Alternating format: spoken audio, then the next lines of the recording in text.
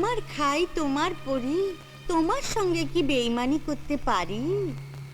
যাও দাদা যাও, আরো যদি 2-4 টাকা চায় দিয়ে বিদে করো।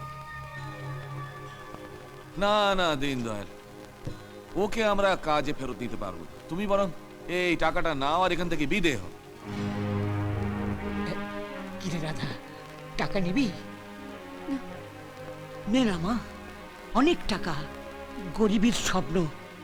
তোর যখন বিয়ে হবে তখন এই গরিব খোড়া বাপটা। বাবা চুপ করো, বাড়ি চলো। দাঁড়া দাঁড়া দাঁড়া, হুজুর ও টাকা নেবে না, আমরা তাহলে আসি। না, তোমরা টাকা না নিয়ে যেতে পারবে না।